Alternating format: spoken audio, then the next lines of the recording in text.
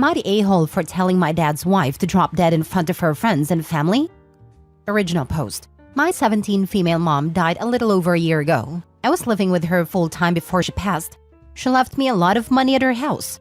Since the house was just going to stay empty until I was done with college, my aunt on my mom's side and I talked about it, and we agreed she would stay there since she's taking care of my grandma and her place was small. I will move back in once I've finished my schooling. My dad assumed my mom left me her money and left the house to my aunt. I didn't correct him because I don't trust my dad nor have a great relationship with him. I am currently living with him, his wife Jan, and her twin daughters, 17, both lovely people, in a 3-bedroom flat. 2 months ago, he found out that my mom left me the house. I'm not sure how he found out, but he did. Since then, I haven't heard the end of it. I'm selfish for making us all stay in a tiny flat. I'm spoiled because I won't share my inheritance. I'm a terrible person for making the twins take out loans. You get the gist. This weekend was the twins' birthday at my paternal grandma's house. Most of my dad's family was there. We get along great usually. His wife's family, and some of both of their friends there along with the twins' friends. After they were done opening my present to them, they asked me if that was really it. I got a matching bracelets with their birthstones, which they both loved by the way. I got quiet, and I asked them what else they were expecting. They said Jan said that I was planning on surprising them on their birthday by telling them we were moving into my mom's house and helping them with college. My grandma asked Jan if this was true, and Jan started in on me again. She asked what she could do to make me stop being a witch, pull my weight, help out and be fair. And I told her she could drop dead. That my mom died for me to get all these things she wanted me to give to her daughters. I said if she wanted everything to be fair, then she should drop dead. And I would share everything I had with her daughters since we would have all lost a mother then. That it would be fair only after that happened. She and my dad started yelling at me. And my grandma and uncle started yelling at my dad and Jan. And everything was pretty much over after that. The whole ride home, my dad and Jan were getting calls and texts from my family and friends, telling them they were disappointed in them. And I was getting texts from Jan's family, the twins' friends, and a few of my own cousins saying I was selfish. I don't usually fight with my cousins, so I'm really starting to think maybe I'm being selfish, and that I went too far at the twins' party. Am I the a-hole? Now for the top comments before reading the update. A rare time when you can tell someone to drop dead and still be not the a-hole. Can you move in with your aunt? My grandma needs a lot of space right now, and the setup we have now has gotten the best results for her. I love my grandma, but seeing her on the brink of death sends my mind to a bad place. I tried staying the weekend once and I had a panic attack. This makes sense. I'm sorry that you are in this horrible position. Your dad is really letting you down. It isn't your fault at all. There is nothing you could have done differently or changed about yourself to make him behave decently. He is failing as a parent, and it has nothing to do with who you are. I hope you can move into some kind of a safe environment ASAP. Dad expects OP to share everything like she was a parent to the twins. She is his child. So sorry, OP. People may be angry with you just because of some misplaced anger. Your father and stepmom brought it by themselves. Their older folks got mad at them. It speaks volumes. Not the a-hole. At 17, I wouldn't have had a verbal creativity or emotional fortitude to so expertly advocate for myself.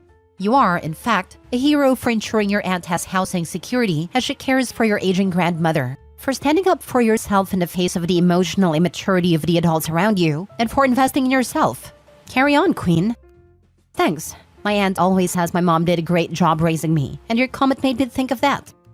Not the a-hole. You are amazing and owe them nothing. Don't let them manipulate you or guilt you in any way.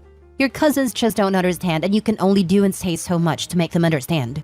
Don't exhaust yourself, because your dad and Jan are selfish and manipulative and poorly planned for the twins' educational future.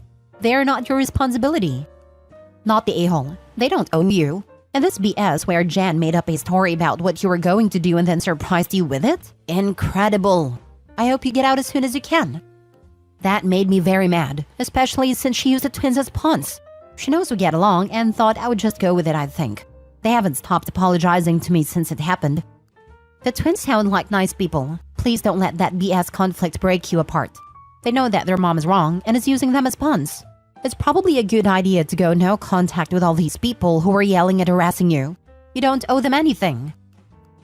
Now for the update. Thank you guys so much for the support. When everyone who usually backs you up says you're an a-hole, it's hard to believe you're not. But as some of you guessed, my cousins heard the word inheritance and got greedy, and that's why they sided with them. I was getting texts asking for money from them these past few days. I'm moving in with my grandma on my dad's side. She picked me up this morning and we've been moving my stuff instead of going to school today. The twins talked to their friends and they have texted their apologies. Although I'm not going to pay for their whole college experience, I think I'm going to help them buy books and with living on campus. They have really had my back on this, and that's amazing. I'm going no contact with my dad. He chose her over me, and I don't see that changing anytime soon. I'm glad the twins aren't taking after their mom. Maybe OP will find some extra chosen family with them. His people like the twins who always underscore the fact that there is basically no telling what the kids will be like based on what the parents are like. And you're right, the twins displayed tons of grace in this story. They even have a moment where they screwed up, but then recognized that they screwed up and apologized. I can't imagine Jen ever doing that. Especially because the screw up wasn't even their fault. When they looked expectantly at OP, it was only because their mom was whispering in their ear, and they had no idea it wasn't true. Maybe I'm selfish too, because I think it's nuts that she's giving her inheritance away when she's not even established herself yet. She's got ways to go before she can be self-sufficient. It's sad her mother didn't set up a trust to prevent OP from being exploited like this. I was thinking the same thing about her giving money away too early, but at the same time, we have no idea how much money we're talking about, especially if there was a life insurance payout. It sounds like her mother died young, so a life insurance payout would be pretty substantial on top of who knows what else. And I'm betting that there is a trust, and I'm guessing that the aunt is a trustee, given that OP said she and her aunt decided together on what to do with the house. The fact that her father didn't know about the house suggests that he's not in charge of the inheritance, which in turn suggests that there is a trust, and someone else is the trustee. OP's mother probably knew that her ex and his wife were together a real piece of work, and put precautions in place to make sure that they couldn't get their mitts in anything. Last story. Am I the a-hole for not wanting my future stepson to attend my wedding? Original post. I, 30 female, I'm getting married to my fiancé Ellen, 33 male, in December. My fiancé was married to Amy, 34 female, before me, and they had a son together, Jay, 17 male. Amy and Ellen slept together at a party when they were both 16 and Jay was the product of that. They tried their best to make it work for 5 years, but then got divorced as Amy had cheated on Ellen. Now coming to the issue. I met my husband when I was 25 and he was 28. That's nearly 6 to 7 years after his divorce with Amy, but Jay seemed to think of me as the cause of it. Ellen and Amy have decided to not tell Jay about the real reason of their divorce until he's legally an adult. And because of that, he seems to believe that if he pushes his father and mother together, they'll get back together. I have nothing against Jay, but his actions really hurt me and he's so full of hatred for me. Initially, I tried to be a second mom to him, but he didn't like it, nor did Amy, which I understand. So I stopped trying and treated him as a friend instead. But he talks down to me, calls me a homewrecker. And last week, his friends all messaged me harassing me and asking to send them my OnlyFans, which I don't have, since I'm a cheap woman and a lot of other explicit things. This has hit the nail in the coffin for my fiancé. My fiancé is furious at Jay and wants to uninvite him from our wedding, and so do I. But Amy is against that. She thinks I'm being too sensitive and believes that this is normal teen behavior. I don't know if my dislike for Jay is clouding my decision, so please tell me, am I the a-hole? Now for the top comments before the updates. Not the a-hole, but uninviting Jay is not the solution. He's 17, and Ellen and Amy still haven't told him why they divorced? He is far too old for this behavior to be understandable. If your fiancé allows you to be treated this way now, it will only get worse once you're married. Ellen needs to fix this. Ellen for sure has. He chooses not to believe it. Now if Amy's lying, that's another matter. But he is 17 and she's a completely independent actor. He has chosen to blame her. Logic won't work. It's reasonably like the ex fed this fire. Regardless, kid needs to be told the truth. It may not fix things, but withholding the truth has certainly created a very poor result. Avoiding speculation in this scenario is probably the best for the moment, but this would not surprise me one bit and is worth keeping in the back of OP's mind just in case. Not the a-hole. He's 17. He's old enough to know right from wrong, and he should know the real reason for the divorce already. He's harassing you, and you're supposed to turn the other cheek? Alan should have stopped protecting Amy a long time ago. They both enabled Jay to keep treating you this way. Not the a-hole. Honestly, the cheating mother is sort of a side issue. The parents split up and 7 years later his dad meets someone, and now he is mad and calling her a homewrecker? This would be an issue even if there was no cheating in the first place, and they had broken up on better terms. All I'm saying is that revealing the truth won't fix much. His actions and feelings about this need to be addressed at a deeper level, like if it turns his hatred and harassment to his mother, is that a good outcome? Thank you. How did I have to scroll this far to find his comment? Plus, the kid was 12 when OP and his dad met. certainly old enough for awareness of the situation. He knows damn well that's not why his parents split up. He just wanted them to get back together, and now knows that they won't because his dad is marrying Opie. Telling him why they split up won't change anything because it's more about what he sees as the reason they won't get back together. Opie. Edit 1. Hey guys, we scheduled a talk with Amy and Jay tomorrow to look over this issue. We'll update tomorrow if all goes well. Thanks for all the advice and insight. Edit 2. Hey, so I'm going to try to make this not too long, but basically me, Amy, Alan, and Jay had a sit-down talk just about 30 minutes ago. It wasn't going anywhere until Alan burst out about Amy cheating on him. Amy went hysterical and tried to deny any accusations, but eventually agreed. Jay looked confused, but he surprisingly took it well. None expected him to, but he did. He seemed so ashamed of himself. Turns out I was right.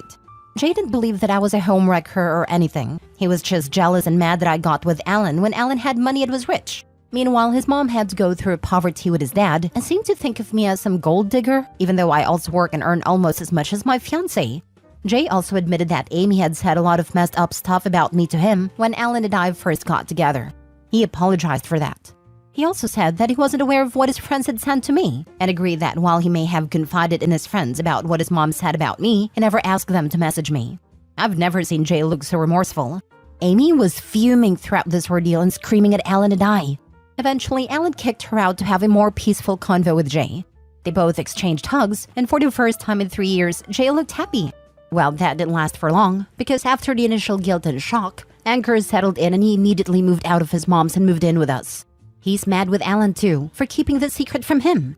But not at me surprisingly. He actually didn't blame me. So I think we might actually be able to be in a more friendly familial relationship. Thank you to you all and your messages. I guess all I needed to do was communicate. Thanks. Edit 3. Turns out you all were right. Jay formally apologized to me today and said that he had been feeling guilty for the past year. Apparently on a camping trip with his girlfriend Maya, 16 female, a few months back, he confided in her about everything that had been going on. Maya was the first one to tell him that Amy sounded toxic, and there was probably more to the story. He said that he'd been asking Amy if there was something that he didn't know about Alan and her, but Amy declined. He also agreed that Amy had been abusive growing up, and had him sleep outside her apartment on days when she was on her period and wanted some time alone. He never thought to come to us because Amy had portrayed me in such a way that Jay thought I would make a big deal out of it, and Alan would no longer invite him over. Jay looked like he was going to cry saying all this. He apologized and said that he was ready for any punishment and begged that we don't cut him off. But I told him that it was never my plan and that we're going to work this out together. I also messaged Maya thanking her for consoling Jay and supporting him. Jay and Alan want to go to court and change Amy's custody to visitation only, but I think it's useless since Jay will turn 18 in a couple of months. The Bye Mom was a little too cartoonishly evil for my taste, and everything wraps up a little too neatly. But all in all, I like this post. I am curious about whether Jay was actually involved in that harassment or not. Obviously, he is going to deny it regardless when confronted by his dad, but I do wonder if he was involved in some way. But regardless of that, this dude needs better friends. I was in a similar situation. Divorced because mother cheated, reason hidden from me, parental isolation with mother saying horrible things, abusive behavior mother as well. For me, it's not cartoonishly evil, but something I also experienced myself. Main difference is that I didn't get an out by living with dad and some therapy, but lost contact with my dad and got severe mental health issues. Now at 40, making progress in therapy while being no contact with my mother for years already. Same. People don't believe things one of our parents did, despite evidence and plenty of people witnessing individual episodes on a regular basis. People who grew up in good homes with loving families never understand these sorts of situations because they never experienced anything even close to them, so they just can't comprehend them actually happening in reality. Amy had been abusive growing up and had him sleep outside her apartment. WTF? Jay said he was scared Opie would make a deal about it. I would have told him, damn right, I would make a big deal out of it. I would have gotten you warm and safe and went to tear your mother a new one. The stepson needed to have his situation put into perspective by 16-year-old girlfriend. She seems like a sensible, grounded person. Sadly, when you grow up in abuse, you don't always understand what's normal. How can you, when all you know is what you experience? He needed someone to point out that isn't normal. There are so many situations I didn't understand were so awful, until other people told me how messed up it actually was.